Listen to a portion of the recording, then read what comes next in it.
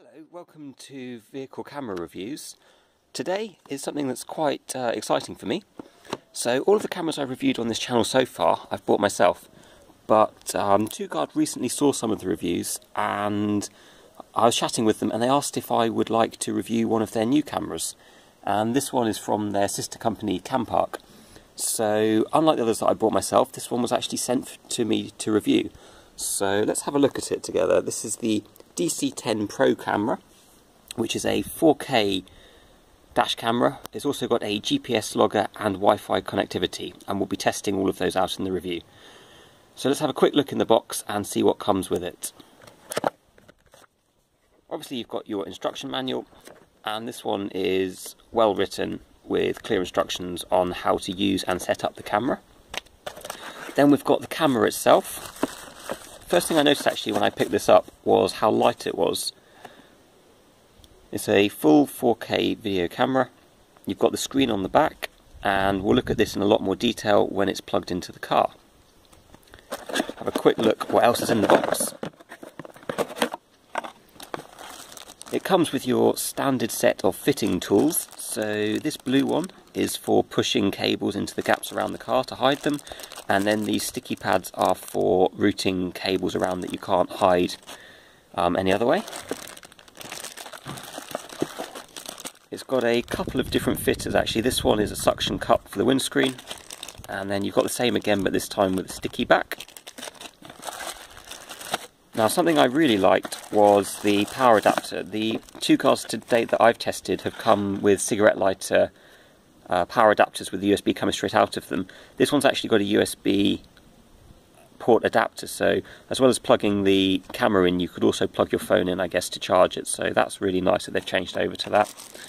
And then there's also a small little USB cable for plugging it into a computer, so you can use the software that you can get for this camera, and again we'll be looking at that in more detail later. Obviously it comes with your standard dashcam sticker warning if you want to put that so other motorists know you're filming. This is the power cable that comes with it. You can't use just a regular USB because this cable's got this blue box on it, and this is the GPS tracker. This is how the camera knows where it is, and that sticks up on the inside of the windscreen, and I'll show you that when it's installed in the car. Finally, just something I want to point out. You'll see that there's a lot of positive reviews for these cameras on Amazon, and one of the reasons there's so many reviews is that if you go ahead and leave one, then TwoGuard will actually let you choose a free gift. So this is a nice way to get hold of a suitable SD card if you don't already have one for the camera. So I just wanted to point that out, because although it doesn't come in the box with an SD camera, you can get one at no extra cost if you leave a review on the Amazon page. Okay, let's go and fit it to the car and I'll show you how it all works. The car, and I have plugged in the camera. The power adapter here for the USB is plugged straight into the 12-volt power socket, and something else is there's actually a second USB port on this which you don't need to run the camera. So I've just plugged in the second cable and tested it, and it will charge my phone at the same time if I wanted to, so it's nice to have that extra USB port. The cable is run through the car up the side of the windscreen. So first of all we have this little box here is the GPS receiver, so this is how the camera knows where you are from the GPS signal. And then it is attached to the windscreen using this suction cup, which you just pull clockwise to stick it to the window. And as far as I can tell, that's actually stuck on really well. It feels very firm and I don't think it's going to fall off in a hurry. To the camera itself, what we'll do is we'll have a look at some of the functions and the buttons and how it works. So you can see you've got a slot on the side for the micro SD card, 3 buttons on this side, and if we go over we have 4 buttons on this side. If you tap the bottom right button here, that's the power button, and that will bring the screen on. Now we've got the screen on, I've turned the light on just to illuminate the silver buttons on either side, and also so I can point things out a little more easily. This is your main screen. So at the top here it says it's in video mode, and you can see it's on 2.7K at 30 frames a second at the moment. You've got the amount of space remaining on your memory card here. This little microphone shows you that it's recording sound in the cabin. You've got the date here, and then your speed shown in miles per hour, and that is taken from the GPS. Also shows you that the camera's currently plugged in. Above the power switch, you've got the buttons on the side here, which are for at the top. This starts the recording, so you can see now it's recording. If you weren't recording and you pressed the next button down, it would let you cycle between different modes. So I'm just going to do that now. So if you look at the top left, you'll see it's camera mode or video mode. Now it's gone on to still camera, and now it's gone on to playback mode. So that's how you cycle through those. If I start it recording again, just here, this funny little symbol, it took me a while to work it out, but it's actually a padlock. If you press that, you'll see up the top left here, a key comes on, and what that key does is it just indicates that the way this camera works is it keeps recording short videos, and as the memory card fills up, it overwrites the older videos. However, if a video is locked, either you lock it manually or the G sensor's triggered, so you've been in a collision or something. You can see now it says current video locked, and the little padlock at the top has come on. So that's how the G sensor works as you're driving along. So you don't have to, if you're in a collision or something, you don't necessarily have to automatically lock the video or do that for you. Okay, so let's stop recording and we'll have a look in the menus and see how those work. Okay, so I'm going to press this with my thumb, which brings the menus up. So the first option you have is video recording, the resolution. So by default it seems to be on 2.7K at 30 frames a second. So your options are also, you can go on to 1080p, 720p, and the full resolution is 4K at 25 frames per second. If you want the full resolution, go for that. I don't think the slightly lower frame rate is going to be too much of a disadvantage. So set it for whatever you want. Video quality. Again, you just select the quality of the video you want. So currently it's on very good, so that we can get the best possible video to show you in this review. Loop recording. Okay, so the camera records short segments of film. So it will make files that are, well, you can set it. At the moment they're 1 minute long, but you can set them to be 1, 2 or 5 minutes. And so every 1, 2 or 5 minutes it will start recording another file. What it does is as the memory card gets full, it will then start to overwrite the older files. So I'm probably going to set mine to about 5 minutes actually. Okay, travel lapse. Now this is something new that I haven't come across before, but it says here that the video will be recorded accelerated either 3, 6 or 9 times. I'm not going to do that because obviously I want my playback to be at normal speed. I can always speed it up and edit if I need to. So far as things like white balance, contrast and exposure go, I would say leave them at their default settings. They're pretty good out of the factory. If it's got an automatic setting, then you're probably better just leaving it on that. Power on recording is something you really want to have switched on. Now what this means is when you turn on the car and the power starts coming from the power socket, as the camera turns on it automatically starts recording, so you don't have to remember to press any buttons before you drive away. Timestamp just puts a stamp on the video. Number plate stamp. Now, it's up to you if you do this or not. If you enter your vehicle's number plate or license plate, it will put that on top of all of the videos you record, so that's just sort of a proof that it was from your car, if you like. Personally, I don't bother with it, but if you want to do it, the option's there. Okay. And then if we go over to the next menu, and I'm doing that using my thumb again. Okay, so parking monitor. I would say turn this on. This is really useful. The idea with this is that if you are bumped in a car park, for example, the camera will actually run the G sensor all the time, and it will automatically turn on the camera and record a short segment of video for you. So if someone was to bump into your car in a car park and drive off, then you might get video of them doing this. The low, middle and high is the G sensor sensitivity, and actually for parking sensors I tend to leave these on high because I want it quite sensitive.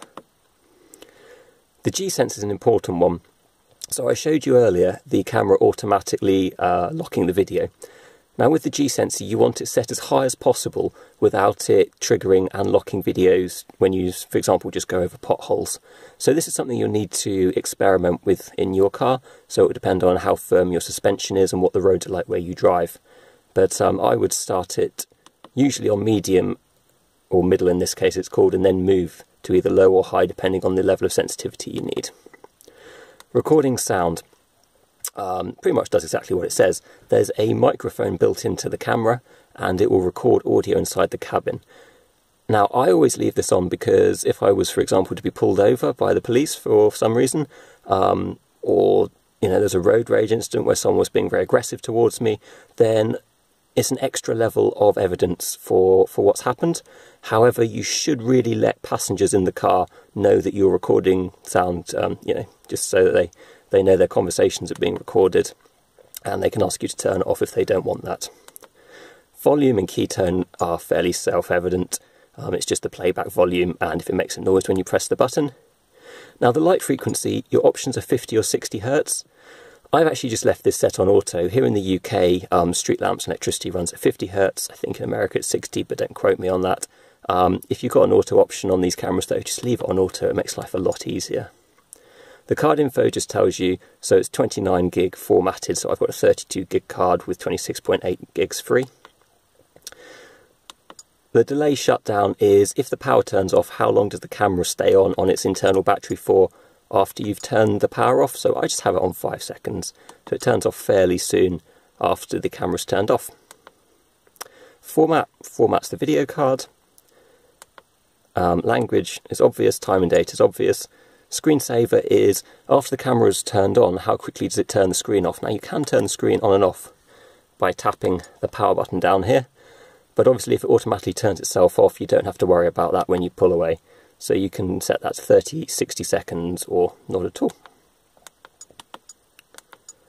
And restore factory settings is exactly what it says on the tin.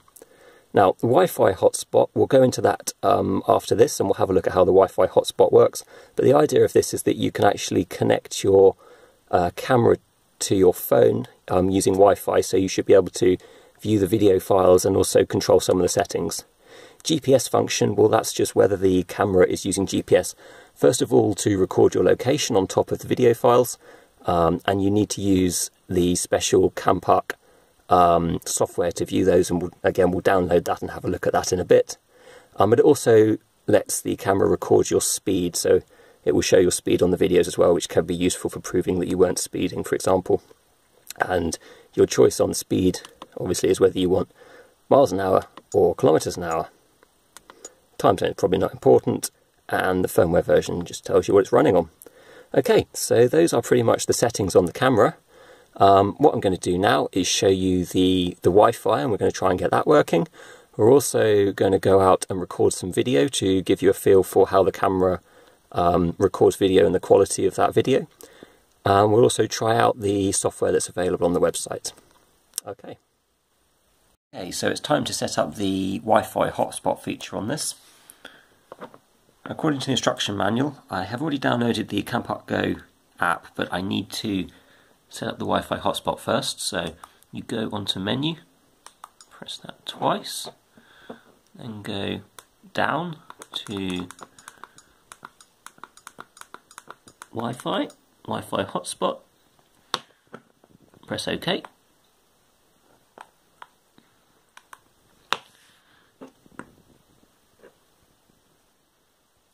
Okay, so now that the Wi-Fi is turned on, you can't quite see that, but there you go. It shows you the Wi-Fi name and the password.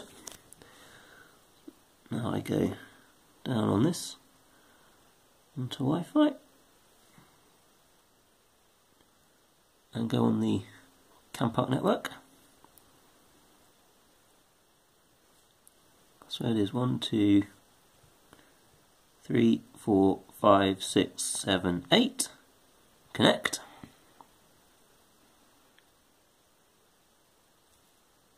Connected, no internet. Okay, that seems to have worked. I will go ahead and we'll open up the Campark Go app.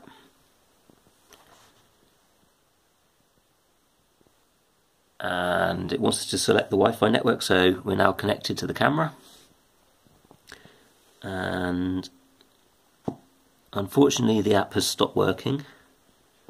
We'll try again, although I must say in my experience this has been a reoccurring thing with this app. I've tried it on a few different phones. I mean, if you go into settings, you can see that there's lots of useful things you can change. You should, in theory, be able to review the videos and change the camera settings through the app. However, this current release of the app just doesn't seem to be working at the moment.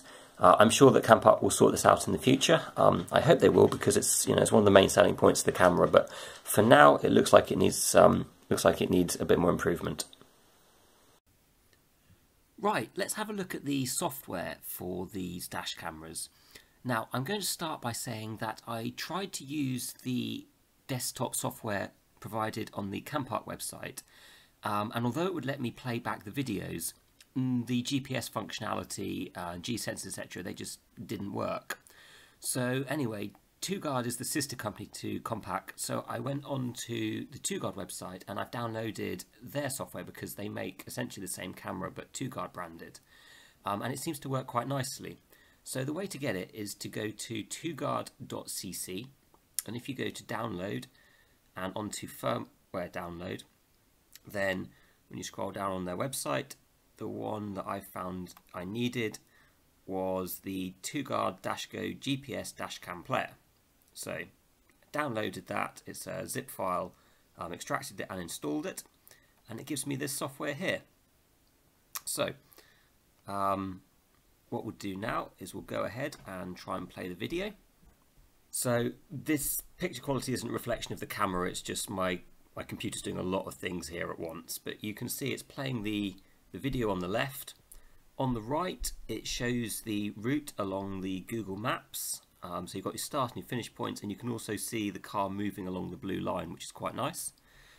Down the bottom here, you've got your speed. Now, for some strange reason, if you go into settings, your speed options are either kilometers an hour or knots. Not quite sure exactly why that is, but you can see here also on the video you get the speed in miles per hour as well if you use miles per hour instead of kilometers per hour. You've also got the cut, which is a cute touch, but this just goes to show that actually, yes, if you use the 2Guard branded software, it does work very nicely with the built-in GPS functionality of the camera. Okay, now we're going to go ahead and review some of the footage, both from daytime driving and also nighttime driving, and I must say I've been pretty impressed with the quality of the video, especially in low light conditions. So let's go ahead and have a look at that now.